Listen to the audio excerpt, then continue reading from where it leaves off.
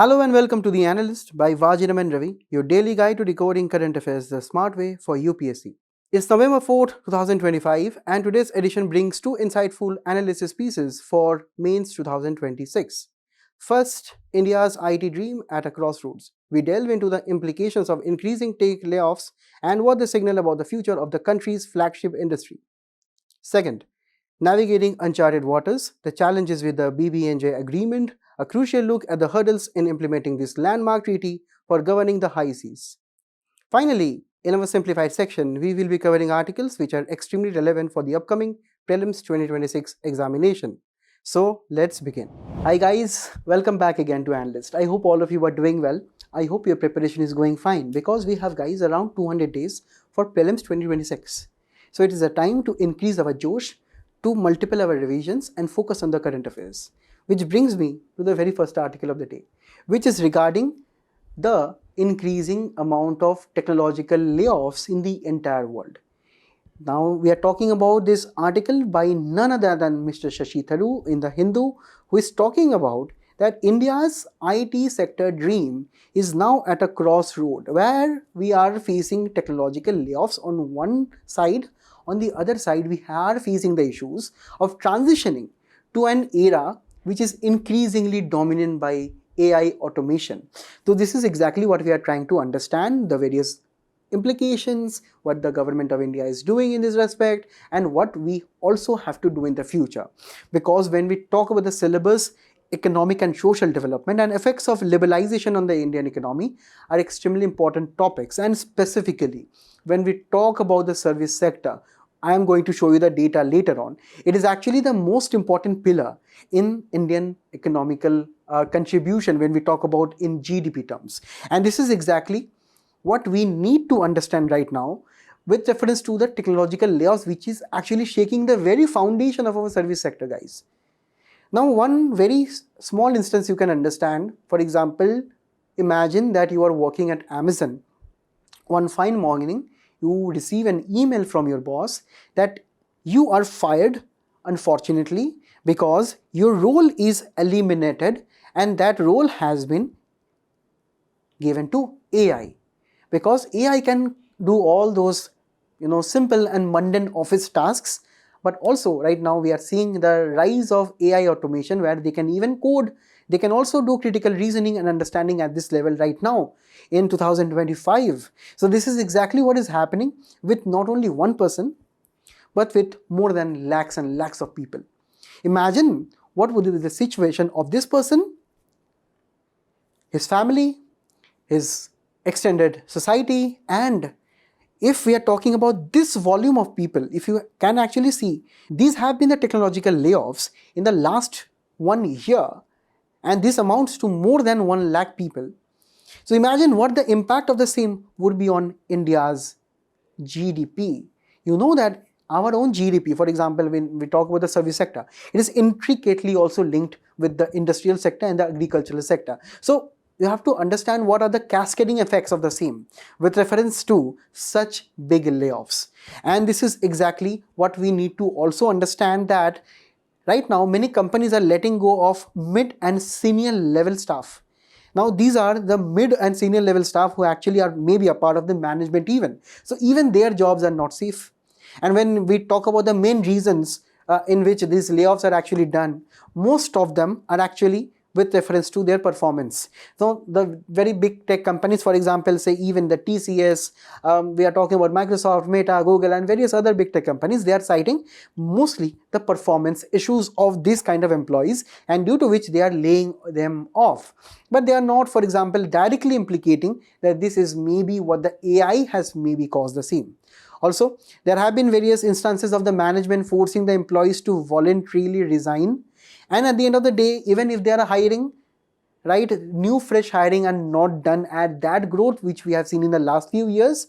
Also, various promotions are being halted, increments are not being given, which are actually the signs which do not indicate very good things for the IT sector.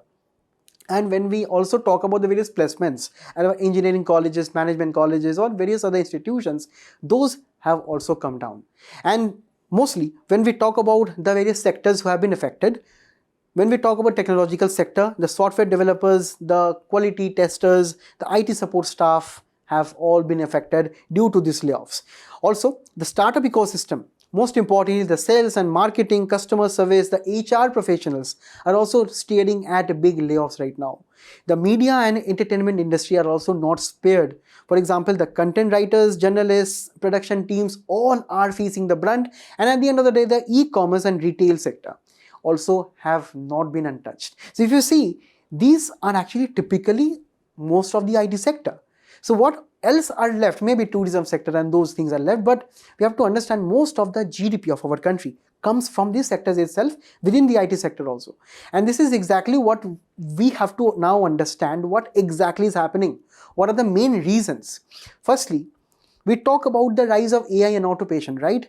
This is mainly due to the fact that in 2018, when we talk about the use of AI or various other machine applications, this was around 30%. Most of the task was done by human beings. Come to 2025.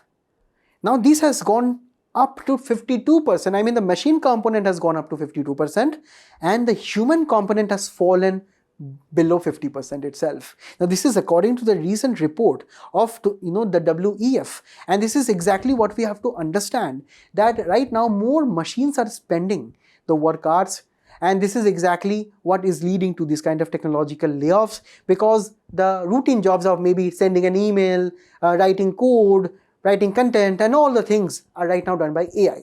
More so, we are right now seeing the rise of agentic AI with functions such as normal AI functions combined with decision-making functions. So these AI applications are specialized tools which can also make decisions on the behalf of human beings. So human beings can calibrate it with reference to various automated decisions it can make and the various decisions it can take without human intervention. So this is also on the rise, due to which we are right now replacing labors with more agentic AI, and this particular thing has left a very, very high skill gap. For example, the lower skills which are actually present in the IT sector with reference to customer support and HR rep and various other functions are right now taken over by AI. Now, the most lucrative jobs in the IT sector belongs to the highly skilled ones, who are highly skilled in cybersecurity or in data science or in AI and machine learning engineers. So all of these are getting more and more amount of jobs, and to reach that level you have to do a lot of courses. And even right now our own Indian education system do not have a comprehensive strategy how to exactly teach our graduates these kind of skills so that they can directly transition to high skilled ones. Also, in recent times, we have seen how Mr. Trump has levied a $100,000 fee with reference to a temporary work visa. And this has spooked various companies, various international companies who are located in the US. You know about the US Silicon Valley, which is actually a very, very big kind of a institution in itself to spill over innovation all across the world. And these are located in the US, and if there are visa restrictions, they will not be able to hire Indians or various other highly professionals. And this is exactly why also many big tech companies are laying off people so that they do not have to pay this kind of visa fees also. Mr. Trump has strengthened various immigration rules. Mr. Trump even has fired some immigration staff just to keep the backlog pending with reference to visa applications. Just imagine what he is doing. Also, right now we are seeing a very unique condition where earlier, what used to happen, various big tech companies, all of them work for their clients. Now these clients are various other companies who have their own specialized functions. For example, you may have heard about Accenture. Now Accenture can have a client, for example, maybe McDonald's, who is trying to give their kind of a customer support or various other accounting applications of McDonald's to Accenture. Now there is a particular team in Accenture who is doing all those duties for McDonald's, because just Accenture and McDonald's have signed an agreement, right, in which Accenture will be dealing with this kind of activities. Now what used to happen earlier, these big tech companies such as Accenture and various other consulting firms or various other companies, they hire thousands of fresh graduates from colleges. They train them in basic coding and they send this kind of professionals to various clients, right, and their work and everything. And this is how the earlier model used to work. Now, in the age of AI, what has happened? That clients do not want these armies of coders anymore. They need solutions and they can easily get the same via AI. So maybe right now we are seeing this time when McDonald's, instead of signing various deals with say Accenture or IBM or various other companies, they are doing a direct deal with ChatGPT, right, or with OpenAI, for example, with Google, for example, to directly work on the AI applications. This is also shaking up those companies such as Accenture, and that is why they are right now cautious not to take too many people. And this is exactly why the clients even have decreased their budgets, because they do not want to spend too much on human beings, a fraction of which they can even easily spend on AI and I have, particularly have their job done. So this is exactly what we are right now witnessing, a shift toward cloud ecosystems, right? AI powered systems. They do not want services anymore. They want solutions instantly which AI can do better. They want cyber security and more innovation, not maintenance of account books or various other records which the various other big tech companies used to do. Now, when we talk about the Indian service sector, guys, it is quite resilient even with an annual growth rate of around 8.3%. And also, if you see, this growth rate is actually higher than the manufacturing or say the agricultural services, right? We actually understand that service sector is actually contributing a very, very higher amount to our GDP. Also, when we talk about our own Indian services and compare with the world services exports, we see that with reference to goods export, India is quite at a lower stage, but with reference to service export, India is actually doing quite well globally too. And when we talk about the total amount of revenue, it is generating around $280 billion of business, giving employment to around 32% of Indians, and contributing to more than 50%, that is around 55% in financial year 2024-25. And also when we talk about the service exports, they have been consistently increasing over a period of time. So this means that while we are facing those issues, our service sector remains strong. And these issues of technological layovers or layoffs are quite temporary. And if India can actually get this kind of opportunity to transition towards an automated regime of the service sector, it could be better for India. And this is exactly what Mr. Shashi Tharoor is also arguing for. He is arguing for a reinvention of our service sector. Firstly, he is talking about the total amount of reform that we have to do at our educational levels. For example, at engineering colleges, we might be trying to update the curriculum, and we have to update with reference to the various new AI tools, the new levels of coding, and the new degrees of data science that we need to get. And this can be partnered with reference to the various industrial houses. We can actually invite various big tech companies to actually collaborate at our universities and colleges, so that this kind of technological transfer can happen early on with the students.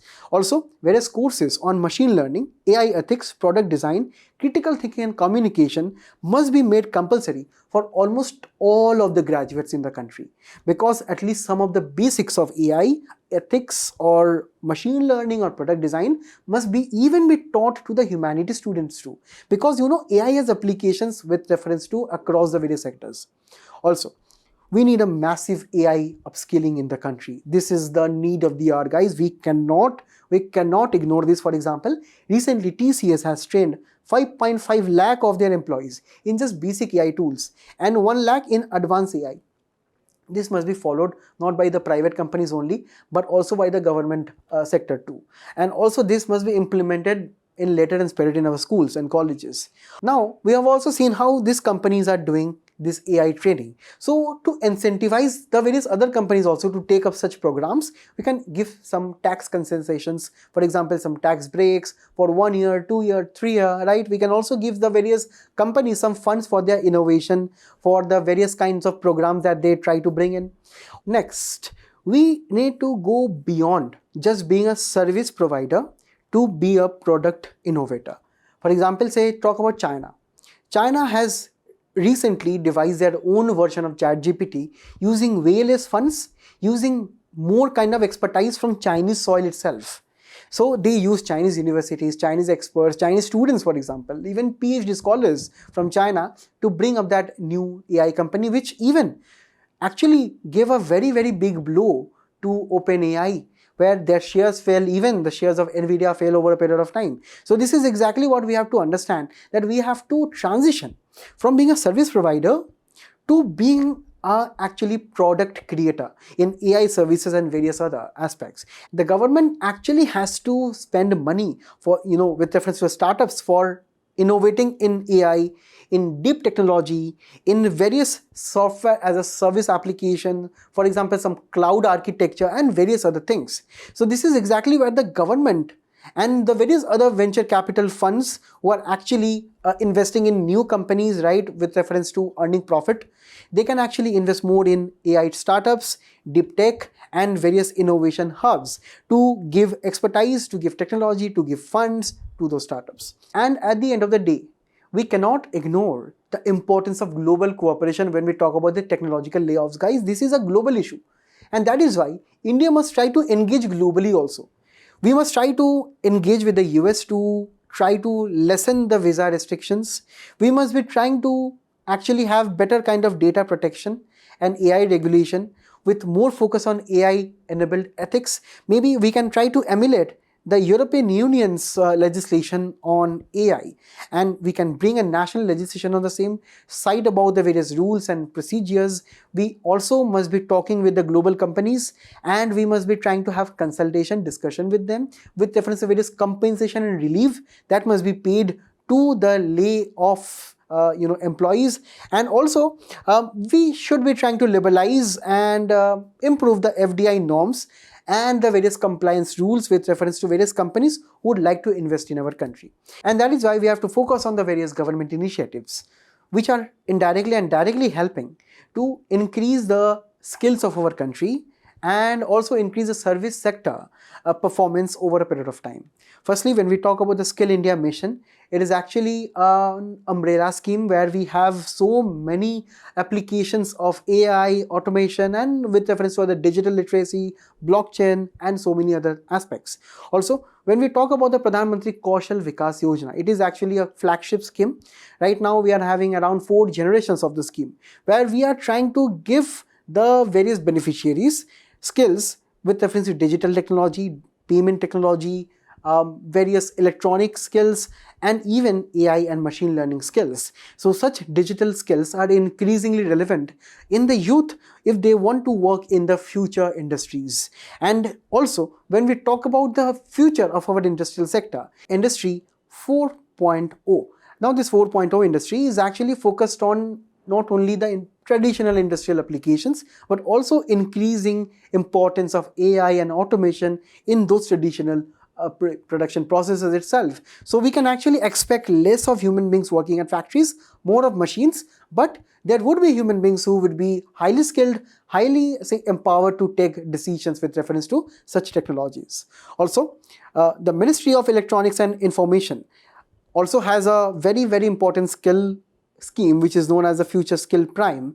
Now this is a kind of an industry aligned upskilling of the IT manpower in around 10 emerging technologies. So this is how the various companies also can collaborate with the government in a public-private partnership model.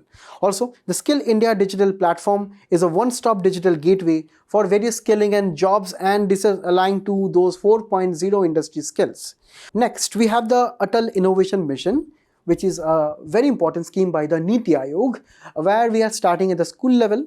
We are focusing mainly on research and development funds. We are focusing on various research ideas and collaboration even with the industries at the school and the college levels too. And at the end of the day, we have the IDI upgradation scheme, which is focusing on the technical and the vocational infrastructural upgrades. We are trying to have funding for modernizing the ITIs, focusing on increasing their infrastructure, and also making the AI and machine learning skills more easily aligned with the industrial needs. So these are all the efforts that we are trying to put in. We need to put in more, and if we are trying to listen to Mr. Tharoor, we have to actually transition from the present traditional service-based provider industry to a service creator product-based industry in the future. So this is exactly what we have tried to cover in this one. There is a practice question for all of you. Try to practice it. In the comments below you can mention some of the answers. I will be moving now on to the second article.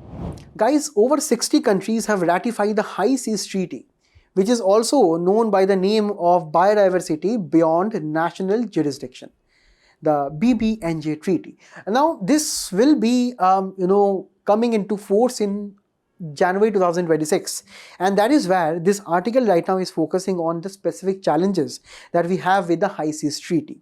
Now we have to start with a very basic, guys. We have to start with exactly what are the high seas. And when we talk about the high seas, these are the ocean areas which belong to no countries.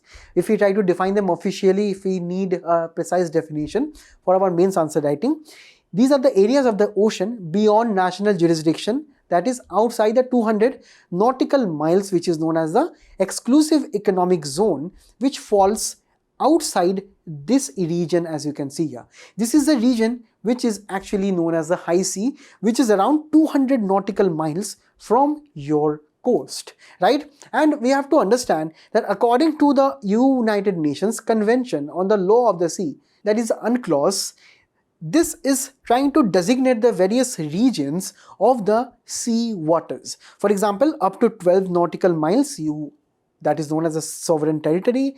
Beyond that, you have the exclusive economic zone, and you have various other aspects with reference to the territorial sea. It actually begins at this low level water baseline, and the sovereignty means that it will be covering your airspace above and the seabed below. That means up to these particular areas, you can even do sea mining, fishing and various other activities without any kind of restrictions. Also, when we talk about the exclusive economic zone, right now, this kind of states, this kind of areas, this kind of waters, here you can actually do your oil and mining explorations, but you cannot prohibit the legal passage and loitering of various maybe other sea vessels, right? For example, with reference to other vessels of various other companies, you cannot try to restrict them. And with reference to high seas, these are the international waters. These are beyond any kind of national jurisdiction. Now, if you can understand, if these high seas are beyond national jurisdiction, so there is no one to protect them, guys. And this is exactly, we need a treaty to protect the high seas. This is exactly why we need the same. And if we can see here, if we talk about the entire world, we have around 64% of the entire world with reference to oceans only. And also, when we talk about international waters, this is around 45% of the Earth's surface, and only around 1.2%, if you can see the white outlines here, these are the only regions which are protected. Why they're protected? Because mainly maybe they lie between the exclusive economic zone of a country and they would like to protect the same. But what happens to all of the other rest of the ocean which lie unprotected? What happens to this kind of marine species, 10% of whom face global extinction? So this is exactly what we need the treaty for. And with reference to a 2022 PYQ, you carefully read the question and you let me know the answer in the comments below. Now let us understand what are the main important features of this treaty are. Firstly, this is a historic treaty which will be trying to conserve 30% of our ocean by 2030. So this means this is a 30 into 30 goal, and this is where we are trying to conserve our planet's waters and our marine ecosystems by firstly designating some areas as marine protected areas. Imagine these areas are the national parks and wildlife sanctuaries of the ocean. So these are actually the blue forests, we can maybe consider them as, where these zones are protected. We have various governments who will be giving funds for these kind of areas to actually protect them from any kind of mining, any kind of fishing, any kind of various other anthropological activities. So we have to be very careful regarding this, because these species are facing the risk of extinctions. Next, we have to talk about environment impact assessments. You know, guys, recently there has been a trend to undergo deep sea mining, because deep sea are actually considered as very, very rich sources of polymetallic nodules or various critical minerals which are very useful in our electronic components. But in the mad rush towards this kind of deep sea mining, we are ignoring the environmental implications of such mining activities on the marine ecosystem, due to which we need proper EIA, which are actually the detailed process to do a comprehensive background check of your project and its impact on the environment. So this will be made mandatory with reference to mainly the large scale activities like deep sea mining or deep sea exploration, etc. Also, institutional arrangement has been created. For example, you must have heard about the COP, the Conference of Parties of the UNFCCC, right? So the same COP also will be started under the high seas. So you can expect COP 1, 2, 3, 4, 5, 6 from now onwards, right? So there will be a Conference of Parties, there is a COP where all of the world will be coming, who are actually the members of this treaty. They will be coming and discussing on how to conserve, what are the various things we can adopt, what are the funds we need, and all of those things. Also, there will be a clear house mechanism for the various fund system and for the various decision making capabilities. Also, the scientific and technological body will be there, comprised of various experts from all of the aspects with reference to marine biology. Also, subject matter committees will be there who will be referring to the various issues of climate change, global ocean acidification, coral bleaching, extinction of species. All of these will be preparing reports and will be submitting the same to the COP and the various other high level bodies. Also, we talk about marine resources, right? Mainly the marine living resources. These are the genetic resources too. For example, say we can extract some important genetic information from those specialized marine animals, or say fish, or say octopus, or various other algae even, which can be extremely useful for the new medicines, the new pharmaceutical products, for cosmetic sector, which can be of immense value. So we must not be very crazy to extract it right now, but we must be having some rules and restrictions for the same. And if we are trying to extract the same, the benefits or the profits also must be reinvested in the oceans again. So this is exactly what we are trying to achieve. And at the end of the day, we are trying to have a common heritage of humankind.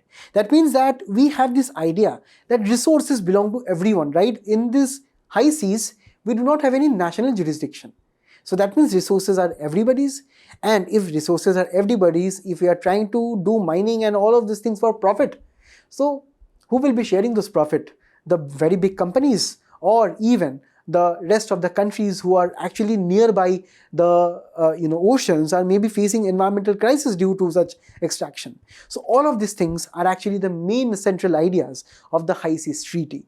And if we talk about the high seas here, we have seen how recently there are coral reefs, sharks, fish, mollusks, and various green algae who are actually facing the threat of extinction. And if we talk about, for example, sharks, they are facing up to 90% threats of extinctions. This is why, we need to protect these kind of areas from all kind of human activities. So we need to identify some areas where, for example, some specific species of whales are present, and that is where we can designate as zones, as no-go areas. No one will be going near them, right? And you have to also understand that over a period of time, there are increasing instances of marine heat waves, and these marine heat waves are depleting the fish stocks. These are actually mainly propelled by ocean acidification, the increased amount of CO2 in the atmosphere, which is increasingly also absorbed by the ocean waters, which increases the temperatures of the oceans too. And these localized marine heat waves, which are present all across the world, mainly in the northern hemisphere, these are leading to loss of biodiversity in the oceans. So also we need to identify those areas and try to protect them. And this is exactly what we are trying to achieve in this kind of treaty.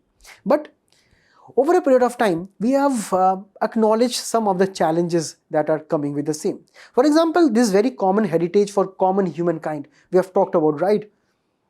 Now, can you pause for a moment and think that exactly how that will be operating?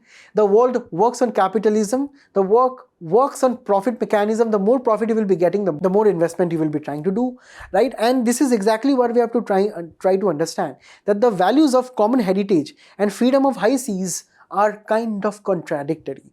because these kind of mechanism will be very, very difficult to arrive at who are actually the main benefactors of the profit and how to balance the same. So the treaty as of now is silent on this particular matter. Also, when we talk about the benefits sharing, right, we have a very, very important term known as biopiracy. We have very big pharmaceutical companies or various other kind of companies who are working in gene therapy or say various other medical novel applications. They try to mimic and copy the various knowledge of say tribals or say the various other products, and they try to copy it in their products, and they take a patent for the same. Also they take an intellectual property right, the IPR for the same. And if they take the IPR, the patent, the original owner of those kind of knowledge will be lost forever. So this is exactly what we have to understand, that biopiracy without sharing benefits is a kind of a challenge right now. And the treaty is also silent on the same. Also, we have the three major countries in the entire world, the US, China and Russia, not a part of this treaty at all, right? India has told that we will be enacting a national law. India is compliant with the treaty, but these countries are not.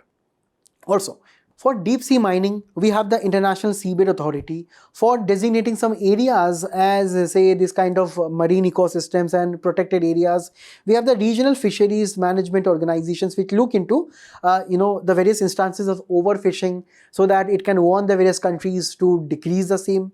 And we also have the Convention of Biological Diversity, which is the main protocol for actually ensuring biodiversity not only on land but also on water. So this is exactly what we have the present architecture as. But the new treaty, for example, is not integrating all of them. This particular treaty is creating its own institutions and bodies, and we have to know on the other hand that there are some organizations which are actually successfully trying to govern the various areas, for example with reference to fishing activities, with reference to sea mining activities and all of those things. So this is one thing that the treaty has to integrate. Also, we have the various instances from before also, where various territorial disputes, for example maybe by China in the South China Sea, and the various verdict of the International Seabed Authority, right, they were not obeyed by China. So it is a kind of a disregard that China shows to such organizations, to such treaties in this manner. So it also means that maybe in the future there can be more legal disputes pertaining from this kind of aspects. Also, we are kind of neglecting the impact of the exclusive economic zone, right? For example, in the exclusive economic zone, we can do oil and gas exploration. We have to keep this in mind that the EEZ is outside the High Seas Treaty, because High Seas Treaty is only talking about the high seas areas only, which are beyond national jurisdiction. But up to exclusive economic zone, you have the national jurisdiction, right? You can actually do various kind of oil or gas explorations. This means that while you are trying to bring in marine protected areas in the high seas, but maybe there will be various oil and natural gas explorations in the exclusive economic zone. So this is a hypocrisy, right? We are trying to protect the climate, but also kind of exploiting the climate in our own, say, exclusive economic zone. So these are exactly the things that we have to address right now. Firstly, we have to integrate the high seas and the coastal regulations of each country. So we have to, for example, as member countries to this agreement, we need to have specific coastal arrangements at the national level, and we have to try to link this kind of commitment, this kind of laws with the High Seas Treaty. Also, we need to give incentives to various companies and say the many fishing companies, the various other pharmaceutical companies for compliance, because sometimes this compliance that you have to do the environmental impact assessment, you have to take these permits from this kind of authority. This can be time consuming. This also can be costly for various companies itself. So that is why the government should be stepping in to give various incentives. Also, we need to have a faster collective agreement. And here the US, Russia, China already out of the same. We cannot have a successful treaty without them. So we must be trying to bring them in the treaty also. Next, we need transparent accountability mechanisms, which actually means that in cases of any kind of disputes between nations, we must be having a dispute resolution body also at this kind of level. Also, at the end of the day, we have to strengthen the environment impact assessment, because the better the environment impact assessment would be, the better the conservation of the marine areas also would be. So these are all the things that we have to keep in mind. And also, again, we have a mains question for you all. Now I will be moving on to the simplified section. Guys, the Madhya Pradesh government wants to opt out of the decentralized procurement system and move on to the centralized procurement system. Now let us understand all of these are, especially in the context of GS3 public distribution system. We have to know about its functioning, working, revamping, and the various limitations too. Now let us start from the very basics of the public distribution system in India. You know guys that in India we have the government service of rationing, right? For example, we have seen the various ration shops operate, right? So these are actually the blessing of the National Food Security Act 2013, a major kind of a landmark institution which is giving you the right to food. And here around 75% of rural areas, 50% of urban areas are covered under this act, which is given kind of free and subsidized food grains to the most marginalized sections which are below the poverty level.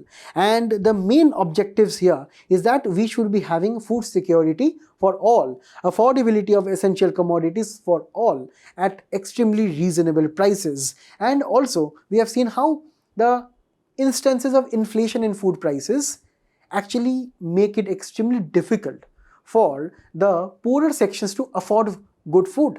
And this is exactly what we are also trying to do here. So here the main responsibilities fall on the center and the states, which I will be talking in the next slide, in across two categories of households. Firstly, we have the Antyodaya Ann Yojana, which is the main scheme focused at the BPL households. On the other hand, we have another scheme known as the priority households. Now these priority households and the Antyodaya Ann Yojana, they are having provisions for subsidized food grains in cases of wheat and rice, as you can see in this kind of chart. And when we talk about the differences between AAY and PH, the Antyodaya Ann Yojana is primarily catering to the BPL households, where priority households are actually catering to a relatively well-off households, right? Next, guys, you will be actually surprised to know that the National Food Security Act is actually having conjunction with so many other government schemes also. For example, when we talk about the ICDS, the Integrated Child Development Scheme, we have the provision for pregnant and lactating mothers and the newborn children up to 6 years of age. So these beneficiaries will be getting free and nutritious food at this ICDS. After this, from 6 years to 14 years of age, they can actually avail of the right to education at schools, at which they can also get the midday meal school. And this is all covered in this particular act. Not only this, we also have the Pradhan Mantri Matru Bandhana Yojana included within the sections of this act itself, in which pregnant and lactating mothers can actually get 6,000 rupees with reference to the delivery of their child. Because mainly the vulnerable sections of the population, mainly the women, lose their wages due to childbirth. This is exactly to compensate them. Also, the Pradhan Mantri Garib Kalyan Yojana was actually launched during the COVID to give 5 additional kilograms of cereals to them, to the households. And this was also extended in 2024 by another 5 years. So this is exactly what we actually have as the PDS system of our country. And here there is a question from 2018 with reference to this particular scheme. And with reference to this question, let me give you 2 more information which will be helping you in solving this answer. That with reference to the identification of the beneficiaries, the main responsibilities fall with the state government. And also when the government will be identifying the beneficiaries, they will be trying to have the ration cards issued in the name of the eldest woman of the household. This is also to bring in more amount of women empowerment from the government side. Now, when we talk about the procurement system for this very, very big food security mission, we have a well-oiled system. We have to start with the farmers. The farmers grow various crops such as rice, wheat, and etc. So, for all the crops, we have MSP, right? Farmers will be selling the crops at MSP to the Food Corporation of India. Now the Food Corporation of India has its so many agencies. It has its mandis, warehouses and transportation. So using all these, the procured wheat or rice from the farmer will be moving from the mandis via the road transportation to the warehouses, and from that via rail transportation, road transportation, etc. it will be moving on to the state governments. Right now the state governments have the responsibilities of having the various warehouses on itself, the district level warehouses, and most importantly the states directly implements the particular act via its fair price shop, that is the ration shops, from where the beneficiaries can avail of these subsidized food grains. So this is exactly how the centralized procurement system is functioning via the Food Corporation of India, guys. Try to understand this very, very carefully. Now, in this centralized procurement, we have seen the buyer is the FCI, the operations is done by the FCI with reference to transportation and up to the distribution to the state government, and also the cost and everything is borne by the center only. But when we talk about the decentralized procurement, which is followed on right now, because this centralized procurement was actually thought to be very, very complex, and sometimes the FCI could not maintain this huge kind of costs and logistics all over India uniformly. So the government decided that we can decentralize this procurement. We can actually give the same rules that the FCI does to the state government.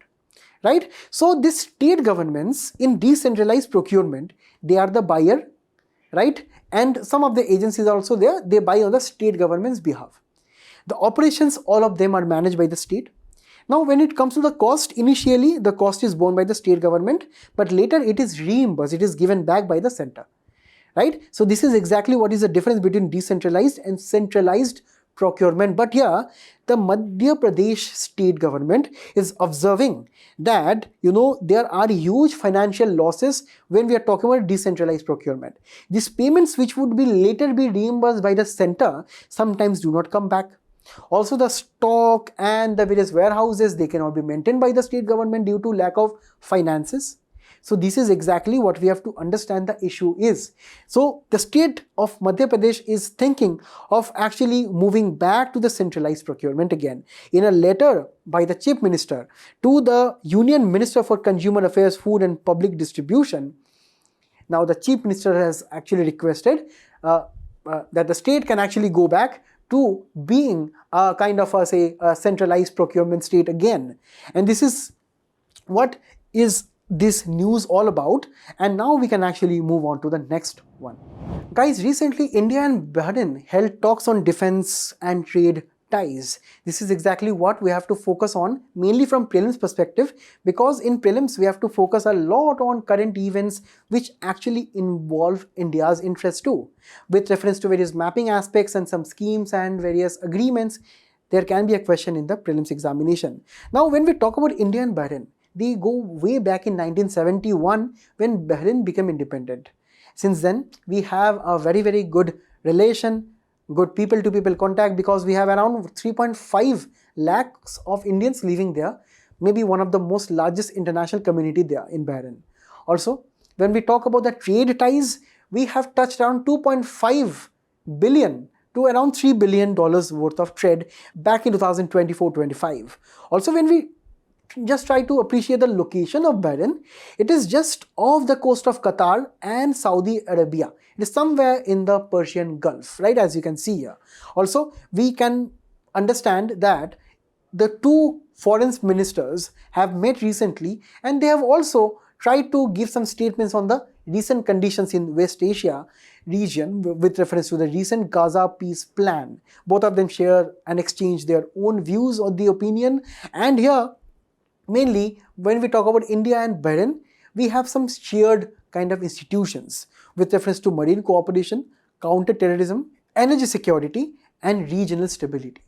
And when we talk about the recent agreements on the defense and security front, firstly, we are having a joint defense cooperation with reference to maritime security, with reference to Army and Air Force, right? All of the tri-service are actually trying to have a kind of a cooperation between the two countries, and there can be exchange of technology, training of Bahrain and Indian armed forces and their personnel with reference to their exchange programs. Also, with reference to marine security, we are trying to focus in ensuring safe navigation in the Gulf and the Arabian Sea, because there have been recent instances of tensions between India and Pakistan, due to which we need to have good kind of access to the Arabian Sea. Also, in recent times, we have seen the rise of pirates in the region too, due to which India is also collaborating with the African nations and also the Arabian countries too. Next, both of the sides condemn terrorism. With reference to terrorism, with reference to cross-border terrorism, Bahrain also condemns the same. And it is very, very important for India to get support of such countries. Also, when we talk about cyber security and intelligence sharing, right, both of the countries have signed on agreements to share the same.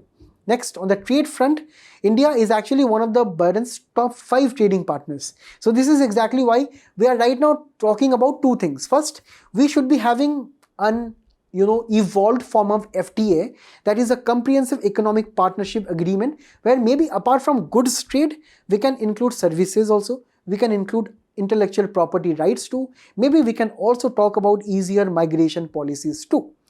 Next, India and Bahrain are also working towards a double taxation avoidance agreement. This DTAA are those treaties to avoid paying double taxes in India and Bahrain, right? For example, if India has a double taxation avoidance agreement between India and US, so you need to pay taxes only in India, not in US also. So this thing is not yet there between India and Bahrain, so we need to bring it as soon as possible, because there are so many Indians living there, which they actually have to sometimes pay double the taxes. Also, with reference to investment opportunities, India is doing good in fintech, logistics, digital technology. All of these will be shared mutually. Also, Bahrain's own investments will be coming into India, attracting more and more amount of foreign direct investment. Next, Bahrain is an important energy supplier to India. So with reference to diversifying our energy suppliers, we need a better amount of partners, and it can be none other than Bahrain in the region also. Now also, apart from this, India is trying to go towards a regional cooperation too. India and Bahrain has discussed India's intention to extend cooperation among the League of Arab States. So these are all the League of Arab States. There are 22 in number. You can pause the screen and just note down the countries. You can actually see. So these are the various countries who are actually part of this League of Arab States. Very, very important for the prelims, guys. Now we shall move on to the next topic. Guys, the Supreme Court recently has rebuked the Commission for Air Quality Management in the NCR with reference to the failure of the government of NCR to deal with air pollution issues. As you know, in Delhi right now there is severe air pollution, and this is a very important institution which is specially brought in to curb the air pollution activities and improve the quality of air in the NCT. And we have to understand the very background of Commission for Air Quality Management starts with an act. That means the Commission for Air Quality Management in the National Capital Region and Adjoining Areas Act 2001 makes the CAQM a statutory body.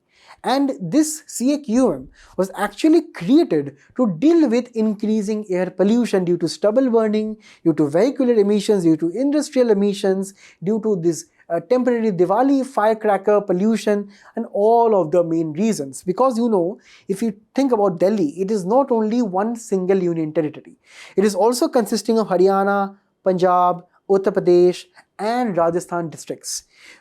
Any activity there, for example, stubble burning, can also impact the air quality in Delhi. So this is why a particular institution has been created right now to replace the earlier Environmental Pollution Prevention and Control Authority, which was earlier having the almost kind of same function as CAQM, but not as comprehensive and not a statutory body, right? So this is exactly what the CAQM is kind of designed to do, to attract various complaints with reference to air quality deterioration, also to prohibit such activities that increase air pollution, to lay down the parameters for quality of the various emissions discharged, and also restrict industrial activities if there can be some severe cases. Also, they can direct closure polluting industries, or stop and regulate the supply of water, electricity to such industries who do not listen to their various norms and rules. So this is exactly what we have to understand, that the CAQM was created in 2001 to monitor the air, to actually have better quality for air standards, also for emission standards, have laws enforcing the same, do research and innovation for the same. And also, if someone is not complying with the CAQM's directions, they are also having the power to levy fines and restrictions of having jail terms and even monetary fines. And in case of any violations, an appeal can only be made in front of the National Green Tribunal. On the other hand, the Central Pollution Control Board and the State Pollution Control Boards will be continuing to deal with air pollution matters. But in case of any clash between them, the CAQM and their decision will be prevailing. Now we have to also look at the composition. Now when we talk about the composition, the chairperson must be a serving or a retired secretary to the Government of India. It must be of that level, or the chief secretary of a state. Now the members must be officials from the Ministry of Environment, Ministry of Road Transportation Highway, Ministry of Power, Agriculture Ministry, the Central Pollution Control Board, ISRO, Niti Aayog, various other NGO experts, and etc. So this is quite a comprehensive body, right? So we have a lot of representatives, not only from such institutions, but also from various other states too. So we have a mix of central plus even state government experts. And if you look at the major actions taken by the CAQM over a period of time, we have seen that in 2021, it banned the entry of diesel generations in the NCR region. Also, with reference to the GRAP, which I will be showing in the next slide, the Graded Response Action Plan is a phase-wise plan which can become active if your air pollution increases over a period of time. And also in 2023, it promoted the use of Pusa biodecomposer to bring down the instances of stubble burning, because this biodecomposer can mix easily with the stubble and it can decompose it directly on the soil itself. It increases soil fertility, reduces this pollution too. And also in 2024, it launched the dust control guidelines and also clean construction plans. So these are all the activities which are also related to reducing construction related pollution. Now, right now, the Supreme Court has actually wrapped the CAQM, and it has warned that it will take actions if the CAQM does not take proactive steps. Right? There have been various allegations that there are various monitoring stations in Delhi which are not working properly with reference to monitoring the air pollution. So Supreme Court has warned that these kind of regulations or say violations of the same are not done, because the CAQM's main responsibility is to bring in better air quality. And this is why this GRAP curves are extremely important to be followed. That means that if you can see here, dependent on the air quality, we have 1, 2, 3, 4 phases. Now these kind of phases or stages will be coming into action if this air quality has been breached. The second will be coming into action if the air quality is breached with reference to 300 to 400 AQI, and so on. And with this you can see there are various activities which will not be permitted. Now all of these activities are not for you to memorize it, but you have to understand there are these 4 stages under which we have to implement the same. So this is exactly what we have to understand with reference to this article. Now we have to move on to the next one. Guys, again there has been a very serious earthquake in Afghanistan, and we are here to actually understand the very basics and the main reason why Afghanistan is so prone to earthquakes. Now firstly, when I start from the very basics, when we actually understand how earthquakes occur, it is a very, very important topic for the prelims examination.